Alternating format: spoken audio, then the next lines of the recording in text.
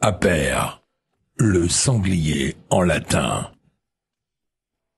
Aper, un vêtement à votre identité. Avec Aper, sortez des marques woke.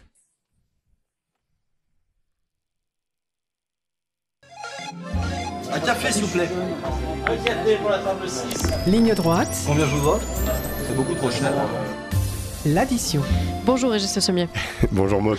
On accueillera dans un instant votre journaliste Julie Perron avec qui on parlera de ce reportage fait sur le front russo-ukrainien. Mais d'abord, vous allez amorcer cet entretien en parlant de ce qui se passe en Syrie. Oui, en fait, je voulais revenir un petit peu ce matin.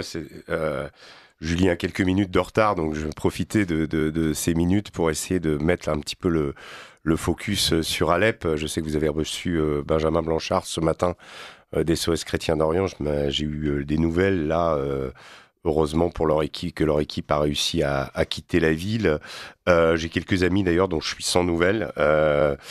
Voilà, tout ça pour vous dire que c'est une ville, moi, qui m'est vraiment chère. Sur laquelle j'ai couvert beaucoup, j'ai fait beaucoup de reportages pendant la guerre, il y a 8 ans, 2015-2016, au moment de la chute et de la dernière phase de la guerre à Alep, une guerre qui a duré 4 ans déjà. Donc c'est une ville extrêmement abîmée, une ville magnifique qui, faut le rappeler, est la plus vieille ville occupé de toute l'histoire de l'humanité par l'homme, sans discontinu. Depuis 12 000 ans, il y a une présence humaine à Alep. Ça donne un petit peu une idée de la profondeur et de la richesse de cette ville.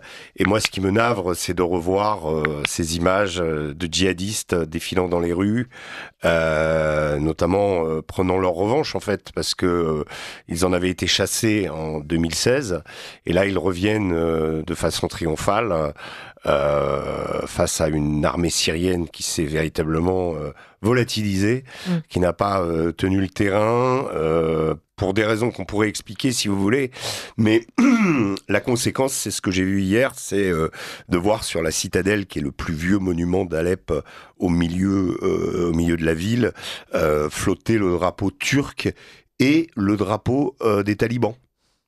Donc ça donne un petit peu l'idée de la nature des groupes djihadistes qui l'occupent. Alors évidemment, ils ont fait des déclarations, vous savez, comme à chaque fois quand les talibans, par exemple, sont revenus au pouvoir, ils nous ont dit non, attendez, on n'est pas les anciens talibans, on est une nouvelle version, on est moderne, etc.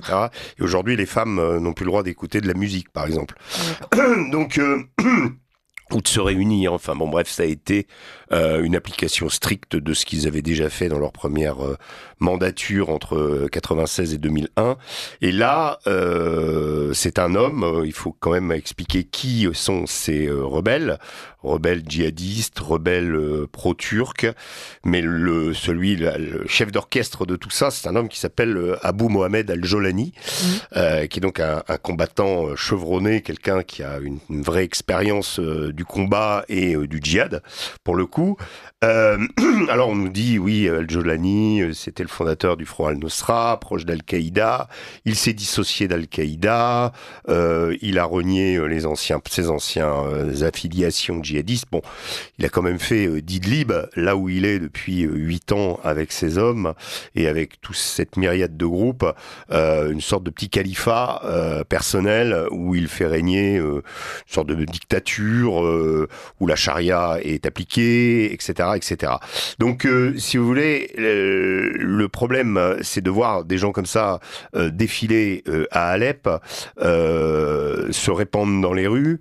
Jolani est un ancien compagnon de route d'Abou Bakr al-Baghdadi, donc du calife de l'État islamique, à qui Baghdadi, à l'origine, il faut quand même rappeler l'histoire, avait confié la conquête de la Syrie, c'est-à-dire au moment où Baghdadi organise en Irak l'État islamique, eh bien, cet État islamique va connaître un essor fantastique qu'on connaît, tragique, parce que aujourd'hui, le coup des rebelles modérés, je précise, on peut plus nous le refaire. On a eu le Bataclan depuis. Ouais.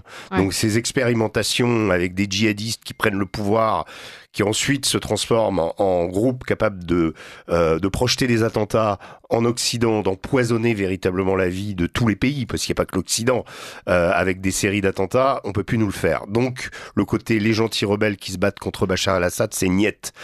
C'est le cas de le dire, puisque les Russes sont quand même derrière. Mais enfin, ils sont venus tardivement aujourd'hui.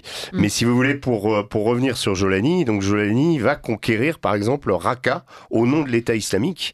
Et c'est là où il crée son groupe, le Front al-Nusra, Jabhat al-Nusra, et qui va devenir l'émanation d'Al-Qaïda en Syrie, puisqu'il va faire scission avec l'État islamique, jusqu'à faire finalement se retrouver à Idlib, au fur et à mesure des développements et des combats, parce que au moment de la reconquête, les Russes, Bachar el-Assad, appuyés par les Iraniens, vont progressivement vider toutes les poches tenues par les rebelles syriens et les envoyer dans cette province d'Idlib. Voilà. Donc depuis 8 ans, ils étaient là, ils se sont entraînés, ils ont été mis sous la coupe de Recep Tayyip Erdogan, donc des Turcs, qui les utilisent, eux, cette fois-ci, dans leur lutte contre les Kurdes. Alors c'est très compliqué, mais c'est quand même ce qui est en train de se passer. C'est que non seulement ils ont conquis Alep, mais aussi ils essayent de faire reculer les YPG, donc le Rojava, c'est-à-dire d'essayer de pousser au maximum, de repousser au maximum la présence des Kurdes de Syrie de la frontière avec la Turquie. Ça c'est l'intérêt des Turcs dans cette histoire. Et puis pour ce qui est d'Israël et des Occidentaux, c'est aussi une manière d'affaiblir l'Iran, d'affaiblir la Russie, et le Hezbollah, puisque le Hezbollah est le grand abonné absent de cette histoire, parce que pendant la précédente phase que je rappelais tout à l'heure, c'est-à-dire ces 4 ans de guerre à Alep, eh bien, le Hezbollah avait été véritablement la cheville ouvrière de la reconquête d'Alep au nom de Bachar el-Assad. C'est lui qui était à la manœuvre, qui dirigeait les opérations avec les Russes, l'armée syrienne étant derrière. Aujourd'hui, l'armée syrienne s'est retrouvée toute seule. Pourquoi ? Parce que le Hezbollah est pris dans sa guerre avec Israël, substantiellement affaibli. Donc là, il y avait un point où ces rebelles djihadistes, on dit que certains ont été formés en Ukraine, mais si vous voulez, dans la tectonique des plaques et dans la redéfinition du monde telle qu'on la connaît depuis le début de la guerre en Ukraine, eh bien, on voit bien que c'est une manière d'embarrasser les Russes, une manière d'embarrasser l'Iran, donc là, il y avait un point faible.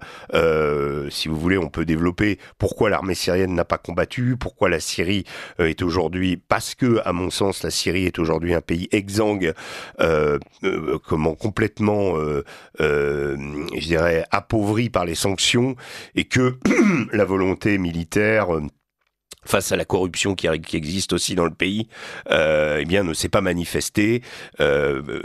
Après la fin des combats, contrairement à ce qui se passe d'habitude, quand une guerre s'arrête, eh bien, il y a une embellie économique. Ça ne s'est pas produit en Syrie.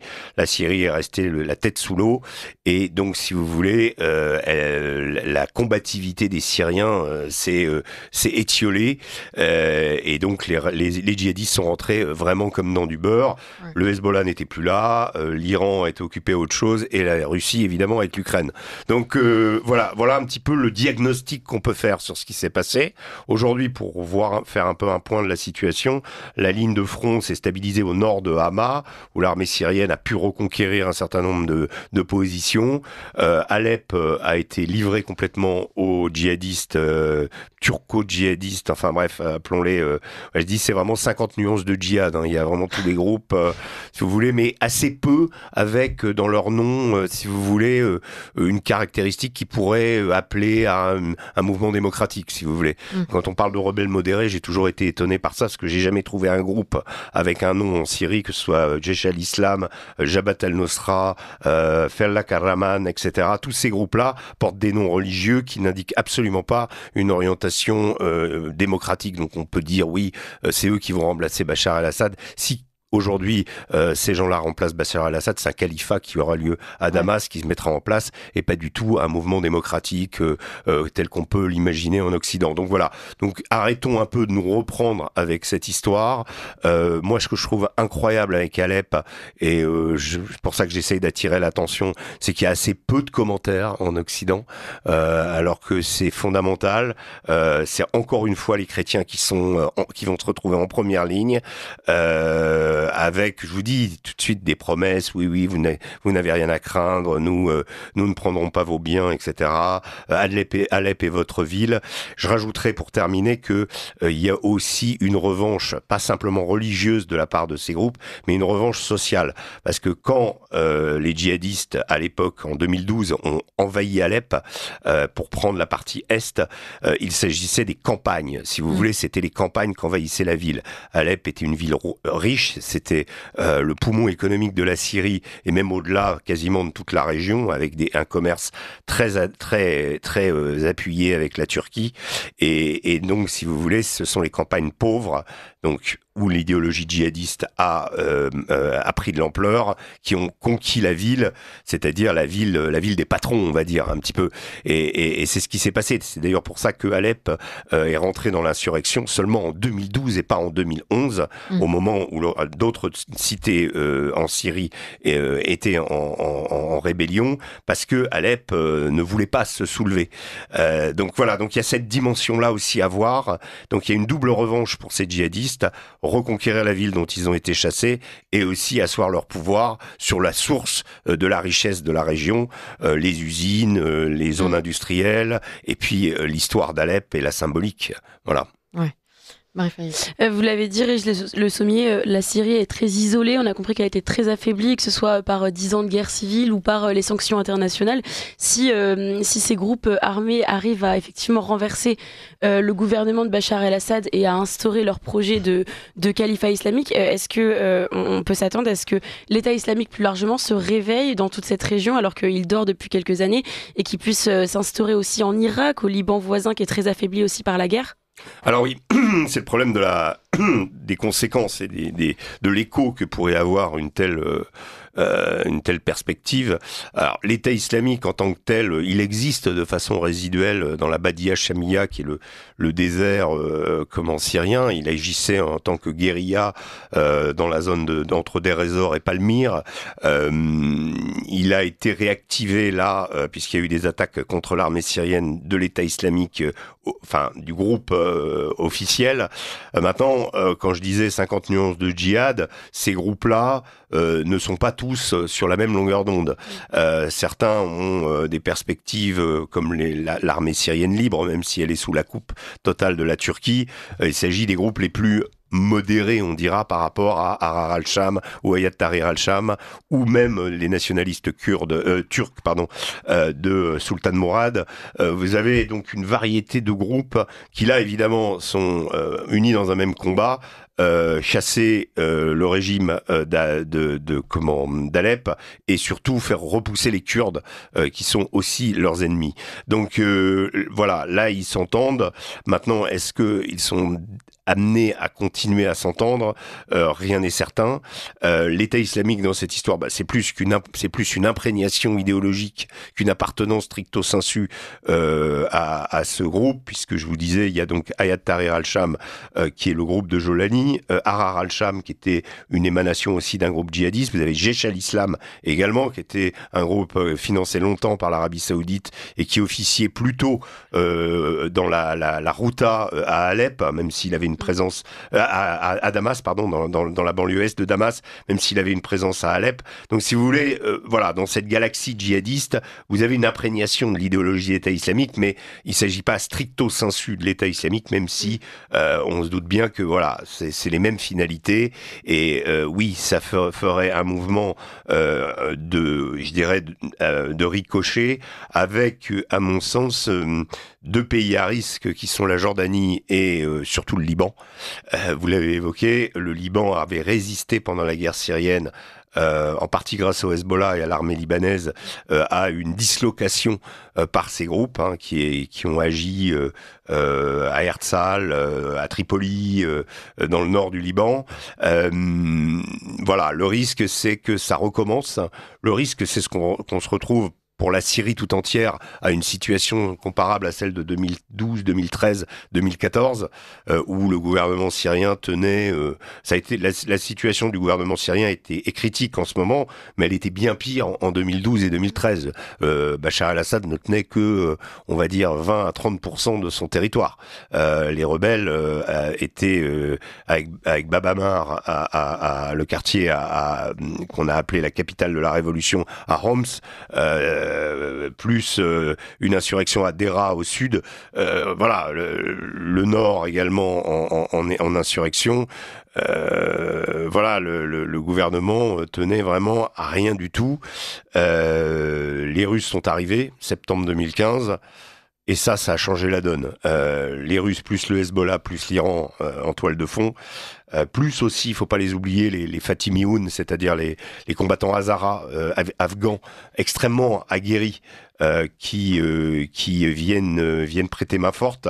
Si vous voulez, c'est toute la galaxie chiite qui est en train de se mettre en place. L'Irak a envoyé les Hajj al-Shabi, c'est-à-dire les miliciens chiites qui avaient combattu Daesh à Mossoul et un peu partout en Irak et qui ont reconquis tout l'ouest et tout le nord de l'Irak au nom du gouvernement irakien. Il y a également la division d'or qui a été formée par les Américains mais qui a repris la ville de Mossoul au nom du gouvernement irakien. Si ces gens-là entrent dans l'équation, là on a des spécialistes de la traque et de la chasse aux djihadistes. Donc, si vous voulez, ça risque peut-être que le gouvernement syrien, s'il y a une efficacité, si tout ça est bien coordonné, pour reprendre Alep, c'est possible. Mais ça prendra du temps. Pour le moment, la situation pour le gouvernement syrien, c'est de rétablir un minimum d'ordre et de conserver un maximum de territoire. En attendant l'arrivée imminente de votre journaliste Julie Perron, qui je l'espère va arriver dans quelques secondes, on va parler justement de ce reportage que vous avez fait il y a quelques jours sur le front russo-ukrainien. Peut-être nous rappeler pour amorcer un petit peu ce que vous y avez vu lors de ce dernier reportage là-bas. Alors, nous étions sur le front de Koursk. Alors, le front de Koursk, il est un petit peu particulier parce qu'il s'agit d'un front lié à la présence de l'armée ukrainienne sur, on va dire, une frange de territoire d'environ 500 km², ce qu'on appelle le saillant de Soudja. Soudja étant la ville principale que les Ukrainiens ont pris dans la région. Ils ont été jusqu'à prendre 1200 km². Ils ont failli conquérir la centrale nucléaire russe de Kourtchatov, ce qui était leur objectif, de façon à justement pouvoir peser dans les négociations et arracher un morceau de Russie. Alors ils se cramponnent à ce morceau de Russie. Nous avons accompagné une unité de dronistes russes donc qui est dans une phase de contre-offensive contre les Ukrainiens dans cette zone. Et ce qui est très intéressant, c'est justement là, il y a vraiment une carte à laquelle les Ukrainiens s'accrochent parce que malheureusement pour eux, tout le reste du front est en train de s'écrouler. La vraie info aujourd'hui, c'est pas la chute d'Alep, c'est ce qui se passe sur le front ukrainien. D'ailleurs, ce qui est intéressant, c'est que la guerre entre Israël et le Hezbollah s'est arrêtée, pas par une victoire marquante d'Israël, ni par une défaite, mais si vous voulez, par rapport aux objectifs qui avaient été fixés d'éradiquer le Hezbollah, ça ne s'est pas produit. En Ukraine, on est dans un effondrement dans certains endroits du front où les Russes conquièrent plus d'une dizaine de kilomètres carrés par jour en ce moment. On ne sait pas jusqu'où ça va aller. On pensait que les derniers fiefs du Donbass, Pokrovsk, Toretsk, Sloviansk, Kramatorsk, pourraient tomber en 2025. Pour certains, on prédit déjà qu'ils tomberont avant la fin de l'année. Donc l'avancée des Russes est considérable. Et évidemment, ça crée une situation de fragilité par rapport à l'Ukraine. Donc, opportunément, on a un nouveau front qui se crée, de façon à attirer le focus autre part, à provoquer une sorte de crispation, à obliger la Russie et ses alliés à, je dirais, à réallouer des ressources et des moyens humains sur ces zones pour maintenir en vie, sous perfusion, le gouvernement syrien. Et donc, alors que voilà, la vraie info, elle est là. La vraie info, elle est que il reste 8 semaines avant l'arrivée du président Trump, que on sait on connaît ses intentions sur l'Ukraine et que ses intentions vont à l'encontre de tout ce qui a été souhaité pour l'Ukraine jusqu'à présent, notamment par les dirigeants occidentaux et par le président sortant américain Joe Biden. Voilà, qui, comme par hasard également, aussi au même moment, ou presque au moment où nous étions à Koursk, a autorisé les Ukrainiens à utiliser les armes à longue portée pour frapper le territoire russe, faisant brandir à Vladimir Poutine des menaces de guerre nucléaire, l'obligeant à montrer certaines de ses armes. Et vous remarquez d'ailleurs que depuis qu'il a montré ce missile Oreshnik sur la ville de Dnipro, les choses se sont quand même substantiellement calmées. On s'est dit, il est quand même peut-être sérieux, ce Poutine. Donc voilà. Donc face à ces mauvaises nouvelles, on a dans cette tectonique des plaques un front qui se réactive avec le jour du cessez-le-feu entre le Hezbollah et Israël rentre en action. Donc on peut pas dire que tout ça n'est pas quand même un petit peu téléguidé, même si pour ces rebelles d'Idlib, c'est une fenêtre d'opportunité clairement utilisée. Donc ils ont joué de la situation internationale et de la situation régionale. Voilà. Vous nous dites, on ne sait pas jusqu'où vont aller les troupes russes. Aujourd'hui, quelle est la limite de la Russie en fait dans ce conflit ? La limite de la Russie, pour moi, elle n'en a... Enfin, sur la question de la guerre en Ukraine, elle n'a pas vraiment de limite. Enfin, sauf évidemment à remplir les objectifs fixés par Poutine au début, c'est-à-dire démilitarisation, dénazification, c'est ce qu'il nous avait dit. Moi, je ne crois pas que la Russie a pour intention d'envahir les pays baltes, la Roumanie ou la Pologne. Ça serait absurde. La Russie n'a pas la quantité d'hommes qu'elle avait pendant la Seconde Guerre mondiale. Encore que pendant la Seconde Guerre mondiale, si elle a envahi ces pays-là, c'était pour combattre le nazisme qu'elle a fait échouer en allant jusqu'à Berlin. Faut pas l'oublier. Pourquoi la Russie irait-elle occuper des pays qui lui sont viscéralement hostiles de par leur histoire ? Et puis pourquoi la Russie continuerait-elle à une guerre alors qu'elle a déjà eu du mal en Ukraine? Elle pensait sans doute au début être vraiment être capable de renverser le gouvernement Zelensky. Ça n'a pas été le cas et l'Ukraine a montré une combativité exceptionnelle avec les armes occidentales, avec les instructeurs occidentaux, avec la formation OTAN. Voilà, donc je ne vois pas la Russie aller plus loin que le Dniepr. Pour moi, un des objectifs pour les Russes, et la géographie va l'y aider, c'est-à-dire que jusqu'à présent, on était dans un relief très escarpé avec des collines, des friches industrielles, des usines un peu partout qui permettaient de poser des lignes de défense. Là, on va arriver dans une zone, après Pokrovsk, où on est sur de la plaine et où les Russes n'auront aucun problème à aller plus loin, la frontière naturelle qui se trouve devant eux étant le Dniepr. Donc, potentiellement mettant en danger la ville de Zaporijjia, la ville de Dniepro. Il est possible que les Russes se lancent à l'assaut de ces deux villes. Il va rester la question d'Odessa. Est-ce que les Russes ont l'intention de prendre ou non Odessa et Kharkov ? Là, encore une fois, je n'ai pas une boule de cristal. Je ne suis pas un commentateur de LCI. Donc, je ne sais pas ce qui va se passer. Et je ne peux pas vous dire ce qui se passe dans la tête de Vladimir Poutine. Voilà. On a beaucoup d'informations sur l'état d'esprit et l'état tout court d'ailleurs des troupes ukrainiennes. On a ce prisme-là en Europe en tout cas.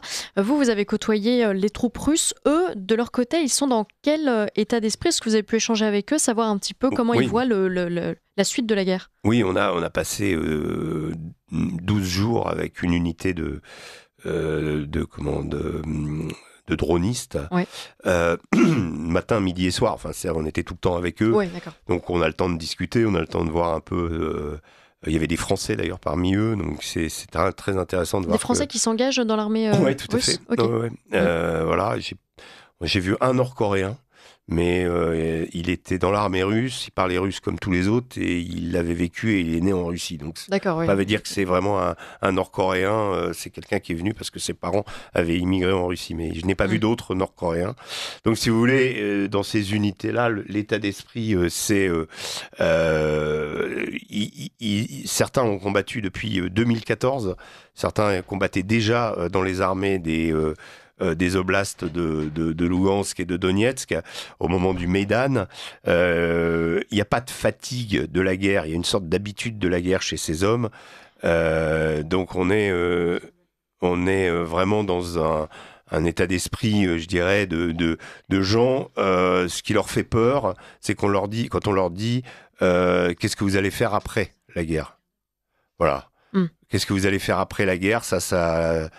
Et je prédis un petit peu pour la Russie avec les quelques 500 000 ou on va dire peut-être 1 million de soldats qui ont combattu avec les rotations dans le Donbass et en Ukraine, un phénomène similaire au corps franc en Allemagne en 1918, c'est-à-dire des soldats qui vont se retrouver, si la guerre s'arrête, pas trop savoir quoi faire.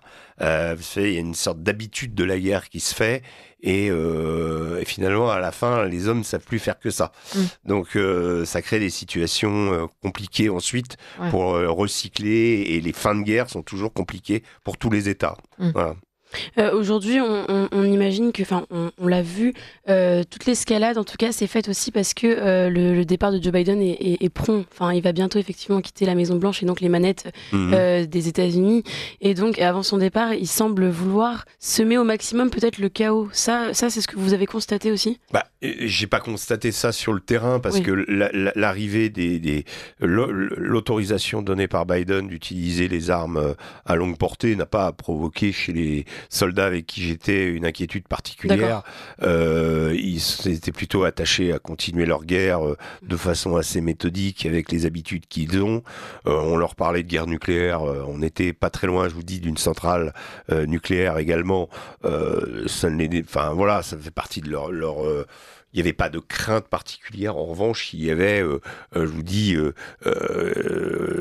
une habitude, c'est-à-dire une vie complètement façonnées autour des fronts. C'est des gens qui ont été ramenés du Donbass, zone dans laquelle ils combattaient du côté de Bakhmout ou d'Avdivka, et téléportés réaffectés au front de Koursk. Voilà, donc c'était des bataillons de volontaires avec qui on était. Oui. Les volontaires, c'est à peu près 20% de l'armée russe, c'est très important. Partie des anciens soldats qui reprennent du service ou des gens comme ça qui décident d'avoir une formation militaire pour aller combattre pour la Russie. Il y en a beaucoup qui font cette démarche, notamment depuis que les Ukrainiens sont à Koursk. Depuis que les Ukrainiens ont franchi la frontière, ça a créé un mouvement chez les Russes de défense, une sorte de réflexe dans lesquels on a vu beaucoup de personnes qui étaient restées en dehors du conflit mais s'engager, proposer de venir parce que la patrie était attaquée. Et que la Russie n'avait pas été envahie par une puissance étrangère depuis 1941. Voilà. Est-ce qu'on peut faire un lien avec entre Alep et justement la Russie en un mot? Là, l'aviation russe a pu s'engager du côté de Bachar el-Assad pour les aider, mais in extremis, enfin, ils ont pu commencer à faire des bombardements pour repousser on va dire les talibans, enfin repousser les groupes armés. Est-ce que pour autant on peut envisager peut-être un déploiement de troupes au sol, ou c'est inimaginable puisqu'ils sont tous mobilisés en Ukraine? Non, ils ne sont pas tous mobilisés. La Russie a des réserves et puis la Russie est quasiment en économie de guerre, même si on peut pas. Enfin, elle n'est pas totalement en économie de guerre, mais enfin, elle est pour partie. Donc, elle a beaucoup d'armes, elle en fabrique beaucoup. Pour ce qui est de son intervention en Syrie, je donnerai 2 chiffres, tout simplement. Avec 5000 hommes et 70 aéronefs, elle avait changé elle avait renversé la table en 2015 en précipitant la reconquête par Bachar el-Assad de 70% de son territoire. Donc, avec relativement peu d'hommes et relativement peu d'équipements, elle avait été capable d'avoir un vrai rôle sur le terrain. Là, en termes de mobilisation, ce qu'on voit, c'est que pour la reprise en main de l'armée syrienne et la conduite des combats, les Russes ont nommé le général qui avait été le général russe qui avait organisé la libération d'Alep en 2016-2017. Donc voilà, donc ils reprennent un peu les mêmes recettes et ça va pas leur coûter énormément en termes d'investissement, en tout cas nettement moins que la guerre en Ukraine. Voilà. Alors, on va prendre un peu plus de temps. Cette édition va durer un peu plus longtemps, si vous voulez bien, parce que Julie Perron vient d'arriver. Il y a des petits problèmes sur la route. Ouais. Et donc, on va pouvoir poursuivre cet entretien. Voilà, bienvenue dans le studio. Bonjour, merci de me recevoir. Jusque chez Le nous. trafic parisien, c'est toujours imprévisible. Merci en tout cas d'être avec nous, Julie Perron. Alors, Merci vous à êtes vous. parti en reportage avec Régis Le Sommier. Vous êtes parti vous aussi sur le front russe. On va vous demander un petit retour d'expérience. On en a parlé un petit peu en première partie avec Régis. Mhm. Qu'est-ce que vous avez vu là-bas? Qu'est-ce que vous retenez de cette première expérience en plus sur un théâtre de guerre? C'est ça, Ouais. oui. J'avais déjà fait un reportage à l'étranger avec Régis en Bosnie, mais sur le front, c'était la première fois. Ouais. C'est un sentiment assez indescriptible. J'ai conscience de la chance que j'ai en tant qu'alternante d'aller sur le front. Il y a des journalistes qui rêvent de faire ça toute leur vie et qui n'y arrivent pas. Et moi, voilà, en deuxième année de master, j'ai accompagné Régis et notre président de chez Omerta et c'était une expérience incroyable. Et au-delà de ça, la relation avec les soldats aussi était super intéressante parce que ici, je sais qu'on qualifie toujours les soldats russes un peu comme les méchants de la guerre. Moi, j'ai appris là-bas que dans une guerre, il n'y a jamais vraiment de méchants et de gentils. Il y a toujours des motivations. Et de parler avec eux, ça a permis d'apprendre encore plus ça. Et voilà, on a appris que chacun avait des motivations, des valeurs, une patrie à défendre, une famille à défendre. Mm. Et ça, j'ai trouvé ça très, très fort là-bas. C'est ce que je retiens le plus. Ouais. C'est ça qui vous a le plus marqué dans cette expérience? Vous êtes resté 12 jours là-bas? Oui, c'est ça. C'est vraiment le côté humain qui vous a... Alors, beaucoup le côté humain et après aussi l'adaptation. Enfin, moi, je me suis un peu surprise moi-même parce qu'en fait, on s'habitue aux tirs de mortier, dormir sous les missiles. Enfin, c'est quelque chose que je ne pensais pas un jour dire. Et en fait, on s'y habitue parce que le corps finit par s'y habituer naturellement. Après, on est aussi peut-être porté par la passion de ce métier, finalement. Je ne suis pas sûre que tout le monde pourrait faire ça. Ouais. Mais voilà, moi, je suis partie là-bas en étant dans l'inconnu de savoir comment j'allais réagir. Et finalement, j'ai plutôt bien réagi. Je pense que Régis en témoignera. mais voilà, on peut vite être piqué par cette passion-là, mais il faut savoir rester concentré sur ce qu'on vient chercher aussi là-bas et cet environnement un peu particulier. Ouais, vous avez la tête sur les épaules, en tout cas. Je pense que Régis, satisfait de cette expérience. Oui, non, mais moi je suis absolument ravi de pouvoir passer le témoin et de voir que des jeunes comme Julie sont capables. Je lui avais dit, ça fait plusieurs fois quand on a fait la Bosnie, on est allé en Hongrie aussi, chez Orban l'été dernier. On a fait des reportages sur des zones qui attirent l'attention, si vous voulez, mais qui sont pas, c'est pas de la front line comme on dit chez nous. Et je lui avais dit, quand on était en Hongrie, je lui avais dit, tu te rapproches de l'est, tu vas finir par aller en Ukraine. Et bon voilà, et donc on a eu cette opportunité de partir à Koursk sur un reportage quand même assez intéressant parce que, enfin en particulier pour Julie aussi, parce qu'il s'agit pas de soldats, il s'agissait pas de soldats classiques. On était avec des équipes qui manient les drones, et donc c'est des soldats beaucoup plus jeunes, avec une mentalité, un rythme de vie différent de la troupe classique. Mais ce dont on s'est rendu compte, c'est qu'ils sont absolument centraux dans la conduite des combats aujourd'hui, puisque le drone est devenu l'élément majeur dans la guerre. Voilà. Qu'est-ce qu'il vous a dit, Régis Le Sommier, Gilles Perron, avant de partir? Comment il vous a préparé à ce départ? Il m'a dit, fais du sport. La première chose qu'il m'a dit, fais du sport. Après, voilà, moi, je suis partie forcément avec une petite appréhension, mais j'avais confiance parce qu'il y a plus de 30 ans de carrière qui m'accompagnent et voilà, moi, je suis partie vraiment en toute confiance. Et c'est vrai que Régis avait beaucoup insisté pour que je vienne au début. Moi, au début, j'étais, on verra. Et puis, une fois que c'était signé, on est parti et ça s'est super bien passé. Ouais. C'est délicat, c'est difficile d'amener quelqu'un avec soi dans une zone comme ça de guerre ou pas? Je dirais que c'est difficile. Ça prend toujours des risques, évidemment. Il faut savoir que où qu'on se trouve dans ces zones-là, il y a toujours un risque. Ouais. Il n'y a pas parler des missiles, des mortiers. Vous pouvez très bien. Et puis surtout aujourd'hui de la surveillance. Il n'y a plus vraiment de manière de se cacher et d'être à l'abri définitivement, puisque les drones ukrainiens et les Russes aussi ont des capteurs de chaleur, Ouais. donc savent détecter la présence humaine en infrarouge. Donc on peut se faire tirer dessus tout le temps. Donc la vraie question, elle est de ne pas prendre des risques inconsidérés. Ouais. Et puis cette vie est complètement rythmée par les drones en permanence, la menace des drones, le fait d'accompagner des dronistes. Eux-mêmes sont traqués par les dronistes d'en face. Donc c'est très stressant. Ouais. Alors moi, la vraie question, c'est que je savais que Julie avait la possibilité, le potentiel pour faire ce genre de reportage. Ce que je peux dire, c'est que je sais d'avance si on me présente des jeunes, en passant un peu de temps avec eux, j'arrive à détecter assez vite ceux qui ont la niaque pour le faire et ceux qui ne l'ont pas. Donc j'étais assez confiant. Je savais que Julie, quelqu'un de relativement calme, en toutes circonstances, je l'ai déjà vu en Bosnie, dans des mosquées financées par les Saoudiens, des choses.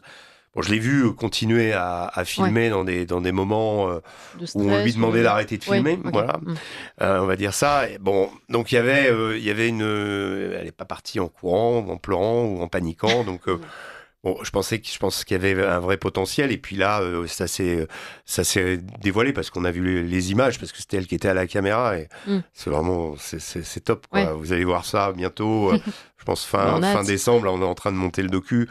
C'est vraiment un docu incroyable, parce que je dirais que souvent les docus, on a des petits bouts de présence avec les soldats, on passe 2 jours, on part avec une autre unité, donc on essaye de tisser une histoire qui est pas qui est composite, on va dire. Là, on a l'histoire d'une unité pendant 11 jours.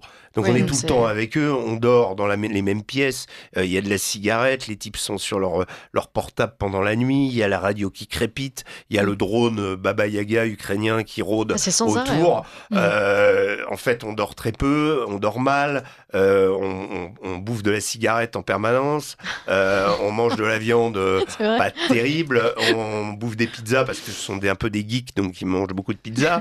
Voilà, ça c'est pas le mauvais côté, la pizza. Mais je comprends mieux le sport alors. Voilà, et on revient avec des kilos. Non. Mais et donc tout ça mis bout à bout fait qu'on a un très beau docu, très très humain et très qui raconte des histoires d'hommes dans la guerre, quoi. Ouais. Voilà. En tout cas, vous le vendez très bien. Julie, est-ce qu'il y a des moments où vous vous êtes sentie un peu plus en danger ? Est-ce qu'il y a eu des gros coups de stress ? Est-ce qu'il y a des choses que vous pourriez nous dire Alors, c'est vrai qu'en partant déjà, on se conditionne à vivre des moments stressants. Ouais. Donc, même si moi, je ne l'avais jamais fait, je ne savais pas comment j'allais réagir. On est quand même conditionné à ça. Donc, même à partir du moment où on s'équipe, on met les gilets, les casques parce qu'on rentre dans une zone un peu plus compliquée, en fait, on ne laisse pas vraiment place à la peur, parce que moi, à ce moment-là, je suis concentrée sur mes images. Alors, bien sûr, pas prendre de risques non plus inutiles, mais on est quand même concentré sur les images. On sait qu'on est avec des soldats aussi qui sont aussi là pour nous protéger. Donc, il y a un peu une ambiance rassurante dans ce danger-là. Mais en général, quand même, c'est plus en rentrant qu'on se dit « Ah là, quand même, c'était dangereux ». Après, il y a la nuit dont Régis parlait, qu'on a passé sur le front, dans une petite baraque où les fenêtres sont barricadées. Et en pleine nuit, on nous dit « Bon, sortez pas trop, parce que là, il y a un Baba Yaga qui tourne, donc un énorme drone qui explose les maisons. Et en fait, on sait qu'il y en a un pas loin, mais on ne sait pas où exactement. Et on voit rien dehors, donc on est là, il est peut-être au-dessus, il va peut-être tirer. Et c'est la pleine lune, donc lui, il voit bien les maisons. Donc c'est une ambiance quand même qui est très particulière. Et là, oui, on a un peu de mal à se rendormir et on attend, en fait. On peut rien faire à part prier, quoi. Ah oui, ça doit être assez impressionnant quand même, comme situation. Enfin, je vois pas vous dire non. Qu'est-ce que j'ai fait On parlait tout à l'heure de l'état d'esprit des troupes russes. On en parlait avec Régis. Julie, vous, qu'est-ce que vous retenez de leur état d'esprit sur la suite de la guerre ? Qu'est-ce que vous avez pu entendre de leur part ? Ils ont un état d'esprit de guerrier. Enfin, moi, j'ai pas mal discuté avec Sergueï, je pense que tu en as parlé un petit peu, qui sera notre fil rouge, qui est franco-russe. Ils sont motivés. Je pense qu'il n'y a aucune place pour une éventuelle défaite de la Russie quand on les entend parler. Et je pense que C'est pareil de l'autre côté ukrainien, ils doivent avoir la même mentalité. Je pense qu'il n'y a pas de place pour le doute dans une guerre, sinon on n'y arrive pas. Et il y a une phrase qui m'a aussi marquée d'un soldat qui avait mon âge, 26 ans. Quand on est parti, il m'a dit « N'ayez pas peur, nous sommes forts, nous vaincrons ». Bon, je pense que ça montre l'état d'esprit un peu guerrier qu'ils ont. Donc ils sont très motivés et ils lâcheront rien, je pense. Est-ce que vous avez pu échanger avec les soldats russes au sujet de l'engagement de la France dans ce conflit ? C'était un peu paradoxal parce qu'en effet, il y avait ce chef, Sergueï, qui est franco-russe, dont la mère est originaire de Lugansk, qui a une histoire en soi. Vous le mettez, faut le mettre devant 3 heures de podcast, lui, parce que c'est en plus assez incroyable. Avec lui, il y avait donc son adjoint qui est Vlad, avec qui il a combattu dans le Donbass, qui lui est un jeune russe, qui portait fièrement le drapeau français. Parce qu'ils ont créé donc une petite unité de dronistes qu'ils ont appelée Normandie-Niemen, en souvenir des aviateurs français venus aider les soviétiques pendant la Seconde Guerre mondiale. Bon, tout ça, c'est un peu fait de briques et de broc. Et puis, il y avait un troisième, un ancien militaire qui est français, qui est arrivé. Alors, je savais qu'il y avait des Français de l'autre côté. D'ailleurs, je les avais côtoyés au début de la guerre, puisque j'avais accompagné des volontaires français qui allaient rejoindre l'armée ukrainienne. Donc, ça existe des deux côtés. Ceux-là, sur leur motivation, je crois qu'en fait, ils parlent de leurs valeurs, ça c'est sûr. Pour eux, ils comprennent pas. Enfin, celui qui venait d'arriver, qui nous a demandé de garder l'anonymat puisqu'il était dans l'armée, me disait que je comprends pas, c'est pourquoi est-ce qu'on est allé. Il comparait, il disait le russe, c'est un peu le gros élève un peu gentil qui est au fond de la classe, et il disait pourquoi est-ce qu'on est allé faire chier ce mec alors que on a des djihadistes chez nous, on a des problèmes de violence extrême dans notre société, et on n'a rien trouvé de mieux que de se concentrer pour faire la guerre à ce mec-là, qui était au fond de la classe et qui nous emmerdait pas. Ça, c'est comme ça qu'il expliquait. Alors, oui, c'est vrai que quand ça fait sens, quoi. Ça fait... après, on lui a rappelé quand même que c'est Vladimir Poutine qui a envahi l'Ukraine. Mais quand on regarde quand même l'OTAN, le rapport à l'OTAN, quand on regarde ce qui s'est passé à Médane, cette guerre, elle commence en 2014. Elle commence pas en 2022. Et je crois qu'aujourd'hui, on peut le dire vraiment. À une époque, on pouvait pas dire qu'elle commençait en 2014. Hein. On disait non, c'est une agression pure et simple. Non, il y a une sorte de suite progressive voilà, il y a une histoire dans cette guerre. Et voilà ce qu'ils nous disent. C'est sûr qu'il y a un peu une incompréhension de leur part, et ils ont l'impression qu'en rejoignant les Russes, ils rejoignent le bon camp, voilà. Mais ils sont conscients aussi, ils parlent des autres qui sont de l'autre côté et qui ont des valeurs aussi. Vous avez des Français qui ont rejoint l'Ukraine pour des convictions nationalistes, parce qu'un pays souverain a été attaqué, et ça s'explique, et ils se suivent mutuellement, je pense. Disons qu'ils sont ennemis, mais j'ai pas noté particulièrement de haine pour ceux qui sont en face. Voilà. Juline, vous avez parlé de l'esprit combatif des soldats russes que vous avez accompagnés pendant 11-12 jours. Est-ce qu'ils vous parlent quand même de la fin de la guerre ? Est-ce qu'ils ont hâte en même temps que ce conflit s'achève ou pas ? Ou est-ce qu'ils sont dans une démarche de non, de toute façon jusqu'à la victoire Ils sont comment ? Oui, c'est plutôt jusqu'à la victoire. Après, c'est vrai qu'avec l'élection de Donald Trump, nous, on leur avait posé la question, qu'est-ce que vous pensez que ça va changer, ce genre de choses ? Et leur réponse nous a pas mal surpris avec Régis, on en a un peu rigolé. C'est qu'en fait, Sergueï nous a dit on ne peut pas vraiment savoir ce que ça va changer concrètement, on attend de voir. Mais pas trop vite quand même, parce qu'après, on ne sait pas trop ce qu'on va faire. En fait, ils vivent de ça, c'est leur motivation. Ils combattent, c'est des soldats. C'est une fois que ça, ce sera fini, ils iront sûrement faire une autre guerre. Avant ça, ils faisaient quoi ces gens-là, ils étaient déjà engagés ou c'est des volontaires? Sergueï, il était engagé depuis 2014. Les autres, peut-être un peu plus tard. La plupart d'entre eux étaient même fantassins avant d'être dronistes. Ils sont là depuis le début de la guerre. Donc ils sont très contents d'être dronistes parce qu'ils ont une espérance de vie un peu plus longue, on va dire. Sur le front direct, peut-être que le discours mais sera ils ont eu même. cette expérience du front. Ils l'ont eu aussi, d'accord. C'est vrai qu'à la différence, par exemple, des Ukrainiens qui, eux, seront occupés par la reconstruction, enfin, on l'imagine, en tout cas, les Russes, c'est vrai, ne sont pas forcément touchés, Bon, je vous dis, il y a ce problème. Moi, je le lis, je le compare à l'histoire des corps francs en Allemagne après la guerre. L'Allemagne, en plus, perdait. Là, ça va être la différence. C'est si la Russie, ça s'arrête là, la Russie dira qu'elle a gagné. L'Ukraine, en effet, sera occupée à sa reconstruction. Mais l'Allemagne, c'était pire encore, puisque les soldats n'avaient pas été vaincus. Et officiellement, on disait que l'Allemagne avait perdu la guerre. Et ils se sont retrouvés, après 4 ans dans les tranchées, il y a eu ce problème-là aussi en France, en désuétude, sans savoir trop quoi faire, avec ce stress post-traumatique pour certains, ces blessures pour d'autres.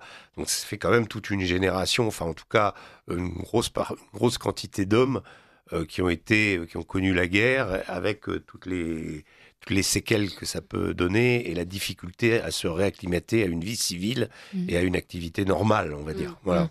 Julie Perron, il nous reste 3 minutes. Est-ce que cette expérience vous a donné envie de poursuivre et pourquoi pas de mener la vie de Régis Le Sommier?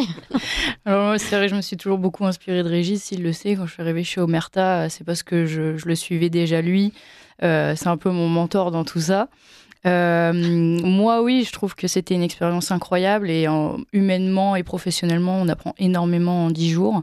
Après, c'est peut-être pas quelque chose que je ferai tous les jours non plus pour moi et pour mes proches, parce que c'est un métier qui est difficilement compatible aussi avec une vie privée. Et voilà, quand je dis oui comme si je savais. Régis le sait. Il faut aussi penser à ses proches. Donc, mais je pense que si j'ai l'occasion, bien sûr, je retournerai voir. J'y retournerai, ouais. Vous l'accompagnerez, Régis?